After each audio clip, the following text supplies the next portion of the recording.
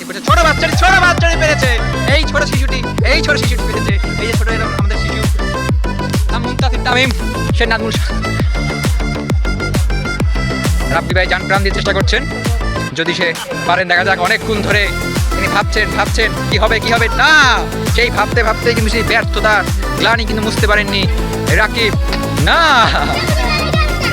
রাকিবকে ধোকা দিয়েছে এইবার সাদি হিমেল, সাংবাদিক, জনপ্রিয় সাংবাদিক। না, ইয়েস, আমাদের দ্বিতীয় বিজয় পেয়ে গেছি আমরা। হু ইজ নেক্সট আমরা দেখতে পাচ্ছি। নেক্সট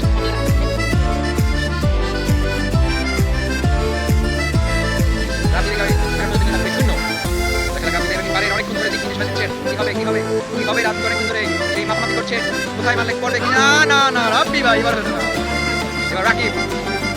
ওয়াও রাকিব দেখিয়ে দিলেন। ও নো, সাদি না,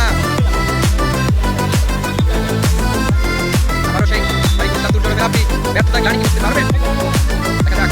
রাব্বি বসে আছেন সাদি। না, এ কি করলেন? আবার মারবে, এবার নিয়ম ভেঙে রাব্বি দুবার মারবে। না, তা হলো না। চারটা মারলা, তিনটায় পারো নাই, একটাই রাগ হইয়া একেবারে ধার দিতেই মারছো, কারণ কি বলো? আসলে ঝুড়িতে বল নিক্ষেপ এটা একটা ক্রিটিক্যাল খেলা।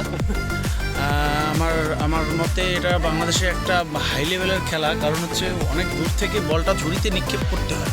ঝুড়িটা একদম ছোট থাকে, যার কারণে হচ্ছে ঝুড়িতে পড়ে না। এখন আমি কি করব, একের পর এক মেরে যাচ্ছি কিন্তু পড়ছে না। এখন সেই ক্ষেত্রে আমি মনে করেন যে আমার মেজাজ গরম হয়ে গিয়েছে এবং পরের শেষ সময়ে একদম মেরে ঝুড়িটিই ভেঙে দিয়েছি এবং নিয়মটা ভেঙে, আর যা বলেন আমি ঝুড়ি ভেঙে দিয়েছি। এখন আর কোনো ঝুড়িতে বল নিক্ষেপ খেলা চলবে না, ঠিক আছে? ধন্যবাদ।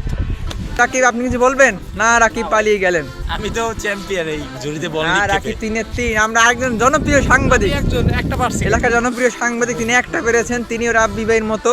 কিন্তু